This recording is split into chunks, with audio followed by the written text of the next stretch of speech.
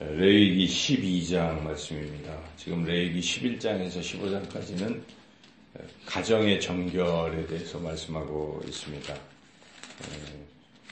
11장은 이제 밖에서 몸 안으로 들어오는 것의 그 정함과 부정함에 대해서 말씀을 하고 있습니다. 그리고 이제 12장부터 15장까지는 내 몸에 생기는, 내 몸 자체와 몸 안에 있는 어떤 그런 정함과 부정함에 대해서 말씀하고 있습니다. 그래서 12장은 이제 몸에서 이 산모의 그 유출, 산혈을 다루고 13, 14장은 이 피부병, 나병 이런 걸 다루고 15장은 이제 남녀의 그 성기에서 이렇게 유출되는 이제 그런 것들, 그렇게 이제 정결과 부정함 이런 것들에 대한 규례를 말씀하고 있습니다. 오늘 말씀은 참 짧은 말씀인데 8절의 짧은 말씀인데 이 산모가 아이를 낳은 후에 어떻게 해야 되는가 하는 것이죠. 아이를 낳으면 이제 산모가 피를 많이 흘리지 않습니까? 그래서 피를 흘렸을 때에 이 피가 몸에서 나오는 것은 이게 일종의 이제 부정하게 됐다 이런 것입니다. 깨끗하지 못하다 이제 그런 것인데 오늘 이 본문에서 이제 남자와 여자가 또 차이가 있어요. 이렇게 정결하는 기간이 남자를 낳으면 총 40일, 7일과 33일, 여자를 낳으면 이제 80일, 그렇죠. 2일이니까 14일과 66일, 이렇게 합쳐서 80일 동안은 그대로 가만히 이제 집 밖으로 나오면 안 되고 집 안에서 이제 정결 그렇게 있어야 된다는 것이죠. 다른 사람과 접촉해서는 안 된다. 이런 것인데요. 이와 더불어 또 3절에서는 낳은 아기도 남자일 경우는 할례를 행하도록 이제 8일 만에 이런 정결례가 지금 있습니다. 이런 정결례 그대로 우리 예수님의 부모님들이 그렇게 한 것이죠. 마리아가 40일 동안 그렇게 있었고 또 예수님은 또 성전에 가서 또 그 정결례도 했고 예수님도 할례를 받았고 뭐 그런 것이죠. 그래서 이 규례가 주는 의미가 무엇인가를 우리가 생각해 본다면 이것은 이제 처음 아담과 하와에게 하나님이 내리셨던 어떤 그 벌 그리고 그들이 지었던 죄 그것과 좀 깊은 연관이 있다고 볼 수가 있습니다. 그래서 이 아담과 하와의 그 죄성이 지금 출산한 자녀들에게도 있다 하는 뜻입니다. 그런 뜻이에요. 그래서 아이를 낳는 것이 죄는 아닙니다. 왜냐하면 하나님께서 생육하고 번성하라 말씀하셨으니까 아이를 낳는 것은 귀한 일이고 한데 그러나 아담과 하와가 범죄했기 때문에 그 죄 자체가 또 이렇게 내려가게 된다는 것이죠. 그래서 그 부분을 정결하게 해야 된다 하는 그런 의미가 큽니다. 그렇게 우리가 추측할 수 있는 이유는 지금 남자 여자의 차이가 있잖아요. 남자를 낳았을 때는 40일이지만 여자를 낳았을 때는 2배, 80일이라는 것은 그 아담과 하와의 범죄에 대해서 하나님께서 그 벌을 내리실 때 여자 쪽이 더 많은 벌을 받았단 말이죠. 그래서 해산의 고통도 있고 한데 그리고 먼저 하나님께서 뱀, 그 다음에 여자, 그리고 남자 이런 순서로 했고 그래서 여자가 사실은 먼저 유혹을 받아가지고 남자에게도 주었잖아요. 그래서 그런 순서로 봤을 때 그 죄질이 여자 쪽이 더 무거웠다 하는 것이죠. 그래서 그것에 대한 지금 징계로서 여기 이렇게 나오는 것들이지 않겠습니까? 그래서 그런 차이가 2배의 차이가 있다는 것을 우리가 추측할 수가 있습니다. 근데 우리가 이걸 통해서 깨닫는 것은 죄를 지으면 용서를 받아도 그 죄의 그에 대한 대가가 계속 지불돼야 된다는 걸 우리가 느낄 수가 있죠.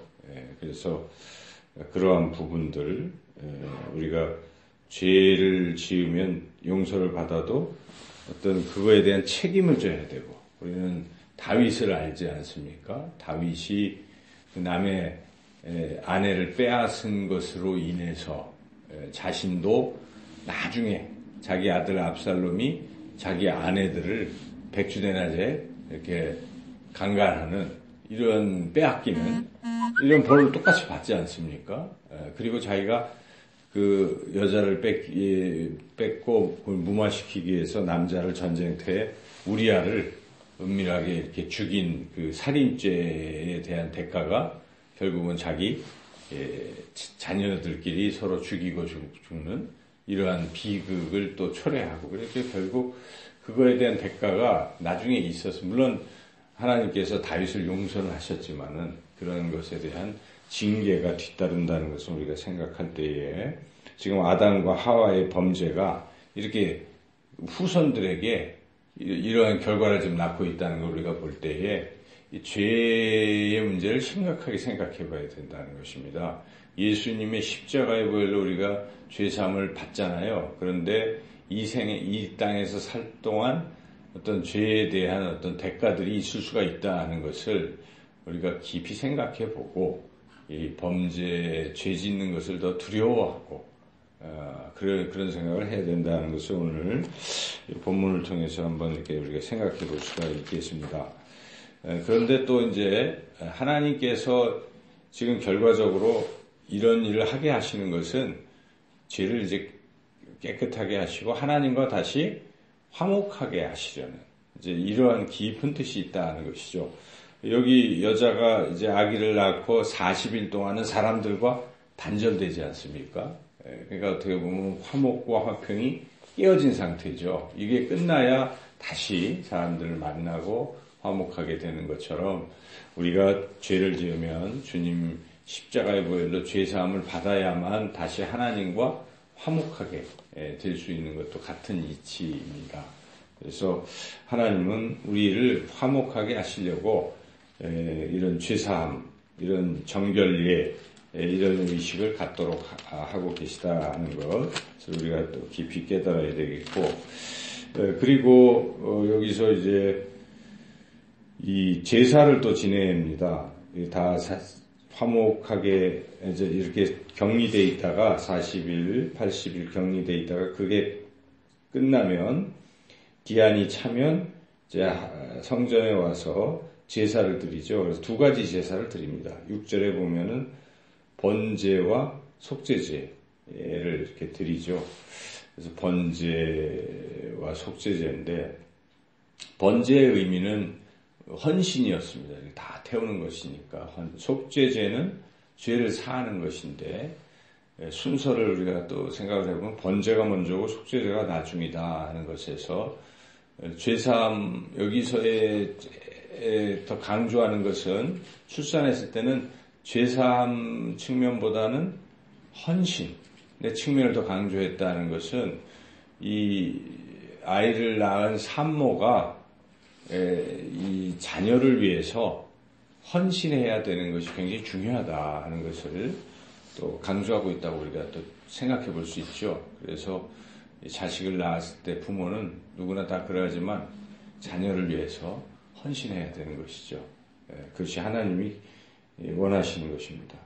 그런 교훈을 우리가 얻을 수 있고, 또 한 가지 여기서 또 하나님의 배려하심을 우리가 느낄 수 있는 것은, 이 제사를 지낼 때 앞에서도 그랬지만은 경제적으로 어려운 사람들은 어린 양, 번제 어린 양 대신에 그냥 산비둘기, 집비둘기를 드려도 되게 이렇게 하시죠.